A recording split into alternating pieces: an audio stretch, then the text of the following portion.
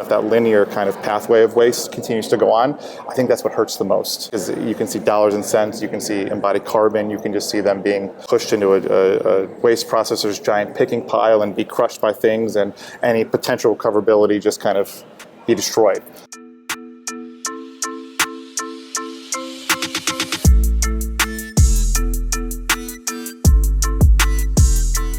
Michael Orbank began his career as an environmental field technician, sampling soil and water to better understand the implications of petroleum contamination. But through conversations with subcontractors while on various job sites, Michael began to see an alternative pathway that could position him to make a bigger impact in the world of sustainability. So he went back to school, earned a master's in civil engineering, and initially entered the field as a project manager at a construction firm. That role didn't fully satisfy his deep-seated interest in sustainability, so he began seeking out like-minded groups in the Boston area.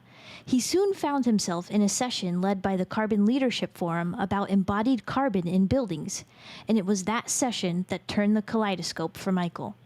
Fast forward to present day, and Michael is serving as a sustainability manager at STO Building Group and advocating for the contractor's role in escalating reuse in the building industry. And at this year's Build Reuse conference, Michael shared how he's leveraging this position to further circularity. In 2019, the Carbon Leadership Forum National, by then it was still based at the University of Washington, came to MIT and had embodied carbon in buildings. And that for me was a very kind of eye-opening event where these interests could be more than that. There's factual data to be pulled and impact that you can not only see but improve in the built environment.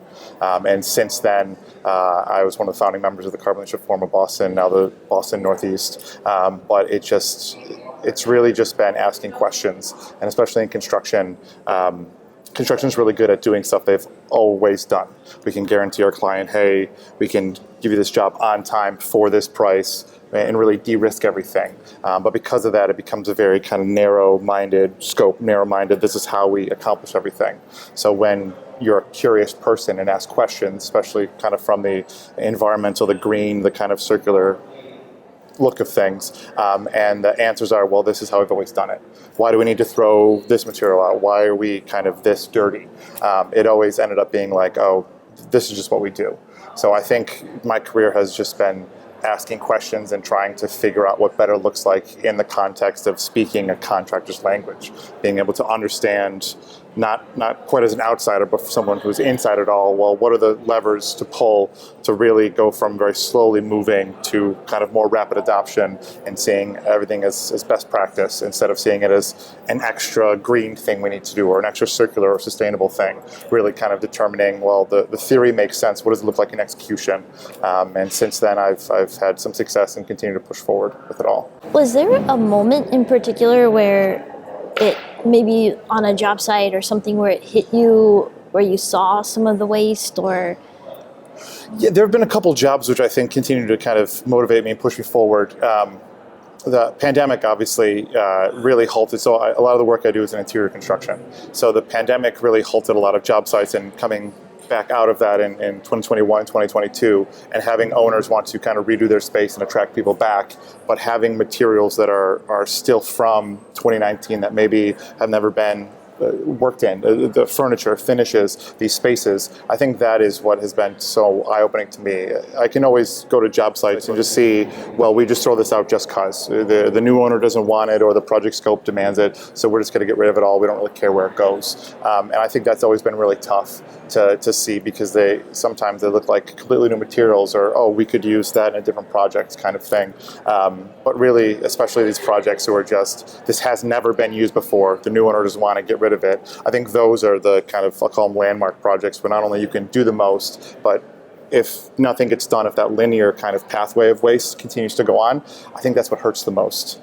Just because you can see dollars and cents, you can see embodied carbon, you can just see them being kind of pushed into a waste processor's giant picking pile and be crushed by things, and any potential recoverability just kind of be destroyed. So I think it's those kind of projects that have the most potential that really continue to motivate me and push me forward, because even if we do 5-10% better, that's better than we could have done, and that's showing others who haven't even considered this that yes, you can take these steps forward. What are some of the strategies that you implement on projects? Is it always seeing what you can repurpose on that site into the same project, or is it leveraging take-back programs, or what are some of the different strategies? I mean, sure, there's a lot of them. I think if you can get in early enough, especially in my role, get in during pre-construction, not like a week before bids go out and you're mobilized. I really like doing pre-demo salvage assessments, which is going to the site and seeing a really good idea of, well, what's currently there, doing just a little bit of fact finding. So if I do find carpet tile or ceiling tile, hey, can we leverage a manufacturer take-back program, which over the past couple of years have really been growing in strength and sophistication. But at the same time, you can identify, because you usually have a set of construction drawings or kind of drawings that are in development, well, what's being called out in the demo drawings for kind of being thrown away, reused on site, what are the requirements of the job so far, and when you can get in early enough during that pre-demo salvage assessment, you can get in the designer's ear of saying, hey, can we do better? And because a lot of times they have a really good relationship with the owner, and the owner is obviously hiring them to get a really good design, but oftentimes they don't know what they don't know.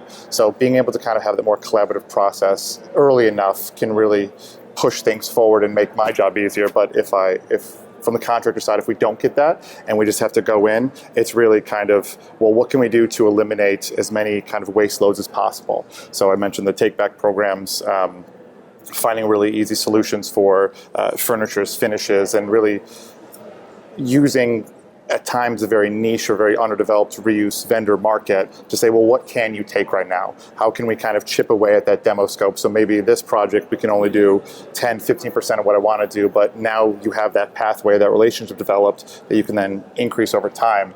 Because there's not always a lot you can do, but I always try to do something. There's going to be home run projects where you can kind of make a really big case about it and you can do all the numbers, but at the same time, maybe it's a very small project, or maybe it's a project that is trying to go really, really quickly and there's all eyes on it. It's really just kind of what can you do as early as possible to prove just the littlest change to hopefully snowball that. Yeah, that's really motivating to hear Sure. you say that too, and it sounds so above and beyond the typical role of or maybe how contractors view their role. Sure. So how do you view the role of the contractor in helping proliferate more reuse and circularity?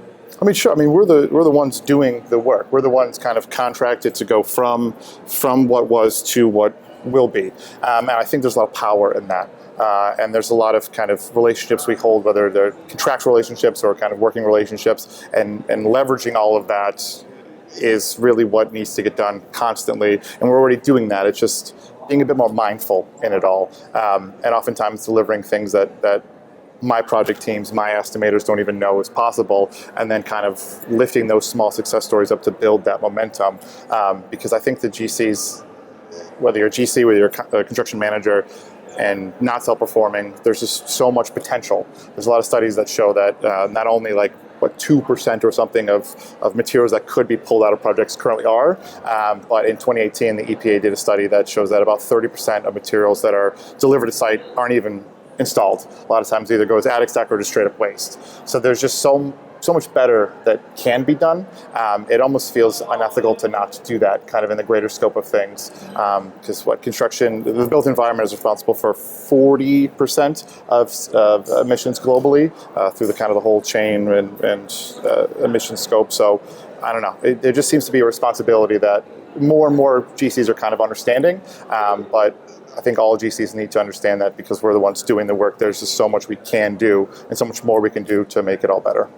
Is there any kind of barrier to approaching designers with, hey, I see this opportunity for maybe reusing this particular thing? Are designers generally receptive to that?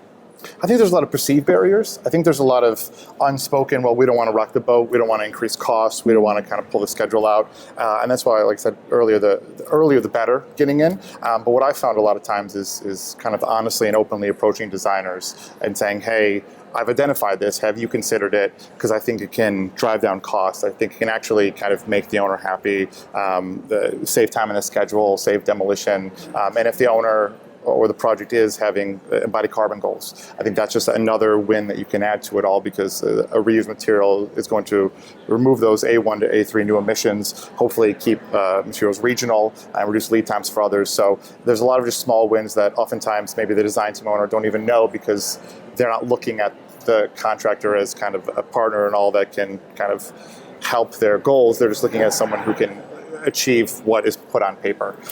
So I think there's a lot of potential for working with designers. And you'll always get, I think, a designer that's, oh, don't look at my design, don't kind of do that. But I think that's few and far between, especially going forward these days, because a lot of the designers who are on these projects who want to do better want that collaboration. They want to know, hey, from the construction side, not only is it constructible, but what can we do better? So really trying to have a collaborative approach, not a combative approach, I've found in almost all cases was able to push some sort of circular initiative, pilot program, decarbonizing strategy forward. Aside from perhaps being brought in too late Sure. into the process, what are some of the other big challenges when it comes to deconstruction and reuse? Oftentimes, if it's not in the drawings or specifications, it's kind of hard to sell. So if you're having just a typical set of demo drawings, in the specifications, the construction waste management plan is either very bare bones or doesn't list anything out. I think the typical idea as it flows through the contractor to the subcontractors, I'm going to get rid of it all as quickly as possible. I don't really care where it's going to go. I know the set prices, so that linear kind of modality is just set in everyone's mind. So just the smallest tweaks to construction drawings, little items calling out even a general contractor to look into take-back programs or utilize take-back programs. The demo notes something like GC to salvage certain list of materials, or even in the specifications, a construction waste management plan that lists items that cannot be landfilled. I think those are really powerful tools to kind of slowly aim the project in the right direction and kind of make those requirements. At the same time, they need to kind of have the proper wording. LEED many years ago put in a 75% waste diversion, which I think at the time when they were doing LEED V4 and 4.1 made a lot of sense, because you thought, hey, if 75% of materials can be recycled, we're doing a great job. The problem is the industry learned that you can just put on a piece of paper 75%, and contractors are going to accept it because they just want to kind of push forward and do the requirements. And then as that piece of paper goes back to the project team, it gains legitimacy where there's oftentimes is none. So I think there needs to be a kind of a special eye on transparency, because if you're just requiring things that you don't A, follow up on, but B, don't quite understand, then there's actually no transparency, and it gets quite opaque. So I think not only all partners working together, but a bit of data validation, a bit of kind of proper wording, and trying to be more sophisticated towards what you're asking, while at the same time keeping it simple enough to wrap your head around. I think that is when circularity can be most successful. Were they just, since they didn't specify what kind of waste diversion, that were they just like skirting around it or finding? Sure. I mean, oftentimes if you have a piece of paper that shows 75%, you're just going to go, okay, that's great. And if no one is ever kind of looking back on it, I've had many waste reports that it's an interior job. So when I get the waste report back, it says about 80% of it was masonry waste. Well, I'm pulling out carpet tiles, ceiling tiles, wall stud, gypsum wallboard. Can you tell me which one of those is masonry waste? Well, none of them are. And then when I ask for a picture of it, I just see a bunch of broken pallets, some metal waste. And I think it's really easy for a lot of processors to just say, yeah, this is whatever, look how good we do. And that lack of that set of eyes, I think over the past dozen years has led to just an assumption that everything's going the right way, and the smallest question of, can you prove out this diversion rate? Why are you listing this as a waste source that doesn't make any sense? Suddenly the house of cards falls down, and then we're finding that those 80-90% diversion rates are tumbling down to 20-15%, simply because they can't be defended. And I think there's needed call for third-party validation, something like RCI, Recycling Certification Institute, or state governments and departments of environmental protection kind of stepping in. And while that's kind of happening a little bit in very progressive states, I've had projects in Texas, and projects in Florida, other states where it's just one said 99.9% waste diversion. Now, if that was actually the case, we've won, we've done it, we're living in the utopia kind of thing. But that's not the case, and it's really easy to just accept those numbers and, okay, great, look how good we're doing, I have to go worry about some other stuff. So it's really kind of keeping an eye on it all, and once we can set a proper baseline and know transparently that we are doing so badly, I think that inherently promotes reuse as something to do, because not only is it the lowest carbon option, but it's also kind of 100% diverting across the board. So if I can work just a little bit harder to set up a stream for my furniture or for these finishes, I don't have to worry about these waste reports being who knows what, because I can just fundamentally eliminate that typical waste stream from going to a processing of those numbers, and then help out a struggling reuse business or help out a pathway that the rest of the industry needs. And it really comes down to data transparency and validation. I'm so glad you brought that up. That's, and I think people are starting to question a little bit more, Sure. slowly but surely. Oh, yeah. And they really need to. Yeah. Even, from a PR perspective too, that these companies are going to start being called out that aren't genuinely. That's really the hope. Yeah. And there's a point for policy to push it all as well. California several years ago had a very kind of low for carpet tile and carpets recycling rate, and then extended producer responsibility (EPR) laws came into effect, and I think this past year that I've checked is above 32%, because there's policy that's driving it as well. So there's always going to be a hope that that circularity, that reuse, that deconstruction is best practice, but there always needs to be not only industry coming up to meet it, but also kind of policy pushing that forward, because you'll only catch the sharpest of the cutting edge, really, by saying that is best practice, because a lot of people want to just focus on what we've always done to refine those processes. So there needs to be some sort of policy push, whether it's carrot or stick, to really make sure that not only you're catching the laggards, but the people who are on the cutting edge can keep pushing that way as well. So you work primarily with commercial projects, right? Is it more of a challenge in commercial versus residential for reuse or deconstruction? I think the thought of reuse and deconstruction is very slow to enter the commercial market, because typically with scope and scale, the industry just feels that, well, it's going to be too difficult. With a residential project, oftentimes they're smaller scale. They don't always have to be. You can do multifamily residential and big developer projects. But typically with residential, you think very kind of small scope, small scale. So maybe if you want to just pull some things out of here or try a different method, it's going to be a bit lower risk, because the dollars in the sense are usually a bit lower.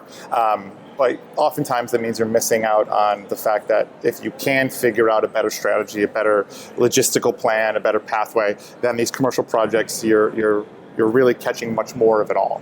And I think the risk the perceived risk, I'll say, in commercial projects has really kind of hampered innovation across the board. But what I've found is when you can understand what those risks are, being early enough to kind of damper a lot of those and prove out the process, there's so much more reward and so much more of an ability to say that, no, these pathways do work better, and I can capture not only kind of a couple pieces of furniture out of something residential versus, look, I have 300 unique pieces of furniture in this commercial project and 80,000 square feet of carpet tile, and the list goes on. So I think the wins are much, much bigger when it comes to commercial, and very much necessary. So. Yeah, I'd imagine the rate of renovation occurs a lot sooner in commercial stuff too. Yeah, so in the Boston area, which I'm most accustomed to, it's about 5 to 7 years, a typical turnaround for an interior space, which is tough. Which is really, really tough, especially given that every single interior space they want to fully build out with oftentimes walls that aren't designed for disassembly, and they want to use materials that are exactly what the owner wants, and this usually new pallets. So the throughput of these materials is so quick. But that also, I think, lends itself to, well, if we can figure out a solution to this, then that throughput is just kind of continually closing that circle, so it doesn't kind of feel as bad. A lot of people think of embodied carbon of, well, we want to hit the superstructure most, the steel and the concrete of a structure, because that's the biggest bang for your buck. But if in a structure that's structure and facade isn't being changed in 70, 80 years, but it's being kind of turned around, 5 to 7 years, that's going to be at least 6 or 7 times in that same time frame. What does the embodied carbon look like in all of that? So you have to kind of target those commercial jobs where you're doing that, and you find out that if you can figure out a reuse solution and decarbonize, then you're catching so much more in those interior cycles. Yeah. I think it was LMN Architects that did publish some research on think it was within a 60-year span, Sure. that rate of renovation Yeah. quickly surpasses in Oh embodied yeah, carbon. but you never really think about it. You Yeah. just kind of think about this kind of quick turn through, and oh well, I see all this steel and concrete. So you're not really understanding that there's impacts over kind of that scale as it builds up. Is there a project or like I guess a project that was like a big success story for you that comes to mind, or where you guys figured out a solution to something? Or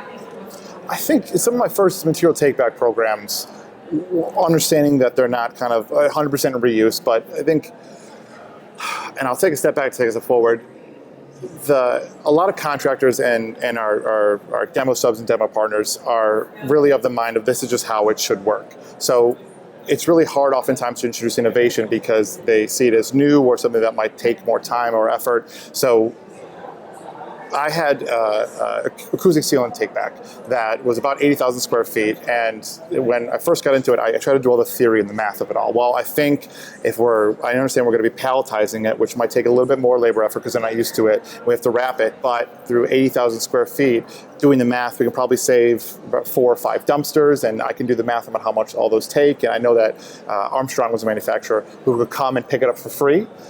So in doing all the math work with my estimators, the math made sense before it, but I kept reaching out to the demo sub, and the demo sub kept saying, no, it's going to be 20, 30% more expensive. So we came to an agreement where we're just going to do it on T&M, time and materials. Just prove it out here. I was able to get a little bit of a owner buy-in, and what we found after fully executing it all was it didn't cost more. It cost about 2% less because we're really saving all those dumpster trips, and demo subs are really good at, trade partners are really good at, okay, I need to accomplish this goal. How can I do it as quickly, as efficiently as possible?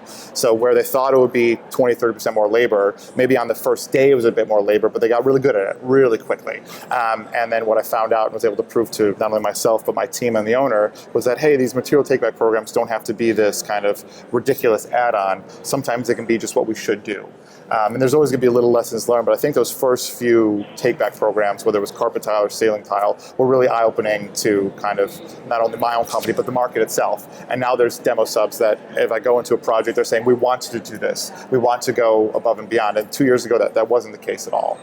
So I think projects like those have really stood out in my mind as kind of the dispellers of that kind of ignorant belief that circularity is just going to be that much more. Now, don't get me wrong, there might be projects where there is going to be more labor because their ceiling tiles aren't in good condition, or the materials are salvaging just fundamentally need more labor itself. I get that. But in my 12 material take-back programs and probably 4 or 5 major salvage and reuse projects, I haven't really seen that at all. I've seen that if you can have a more mindful approach, which I think benefits everyone, you can slowly understand and dispel those kind of notions. And I think that is what's been most rewarding and kind of keeps me going. what a cool story! And Sure. Yeah. that is really cool. I'm sure any first time thing for these is going to be a little bit painful. Sure. But Then you can kind of train across the board what kind of better looks like. I think there's a lot of kind of field team buy-in that needs to happen. Something that I'm also doing is site separation. So if it's not going to be perfect, but if I can go into a project and say, hey, we're going to do a typical construction, especially for interior. So we get a blank space. We need to put stud wall up first. So, okay, if we're having mostly kind of metal stud and scrap metal, especially if there's some MEPs, some ductwork kind of going up at the same time, we're going to be generating a lot of metal scrap. So what if we take all that metal scrap and just say, we're going to send this dumpster out of just metal. We're not going to commingle anything else into it. And then from there, walls are going up. So it could be a lot of gypsum wallboard. Well, I can make sure that all those offcuts are captured and not really mixed with anything else. And then as you go through, you find that you can really time out site separation to where these dumpsters that are going off, they don't have to go to this processor who's taking them as commingled. You're either sending it directly to a recycler, or when they get to the processor, they don't have to put it in the really big, gross mixing, picking pile. They can just put it into the pile that they're trying to pick out of that pile and put on the side. So I don't have to dump my gypsum wallboard into the picking pile. I can dump it into the waistband area. I can put my cardboard there. I can put my scrap metal there.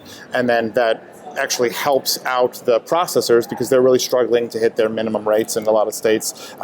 So there's just these like synergies when you just try to be a bit more mindful about the process and ask questions about the process. That once again, while it's not 100% reuse, it is just a better way to recycle and a better way to kind of divert these materials to hopefully increase these end markets and grow them. So that's been something that's been really good as well. It's been so motivating to talk to you because I Sure. think you've dispelled a lot of the perceived barriers and Sure. challenges that keep people from doing this. Sure. So that's really exciting. Last question: what are you most excited about on the horizon? I think so what's holding really large-scale material reuse in these circular economies is really technology and space. If I can go through an area and say I could potentially salvage all these finishes, furnitures, what have you, well, where are they going? And they really need storage space, but at the same time, they also really need a tech solution, a software solution to say, okay, here's how many of these items there are, here's the condition they are, here's essentially a product passport for it that can list all the environmental conditions, the EPDs, everything for it, and exactly where it is. So then if I'm a designer and I'm saying, okay, I want to design with reuse and salvage in mind, right now it's really, really difficult to do that because where am I getting these materials from? What assurances do I have that they're in a proper condition or a proper state? And then maybe I don't need them now, I need them 4 months down the line. So I think with kind of more of the industry opening up to this and kind of more, hopefully, support for reuse vendors and growing them, in the next couple of years, I'm really excited for the ability to pull out more and more from these projects, find a storage solution for it, and incorporate a tech software that has all these, so that I can start working on projects where the designers have those assurances and they can start actually specifying reused materials. So we can actually start closing this loop. It happens every now and then right now, but it could happen at such more of a kind of a grander scale. So I'm really looking forward to when it's not just the niche projects or the kind of really blockbuster projects, but it's more and more projects that are using these solutions that are being developed so that I can feel good about most projects and really actually start closing that loop. That's what I'm excited for.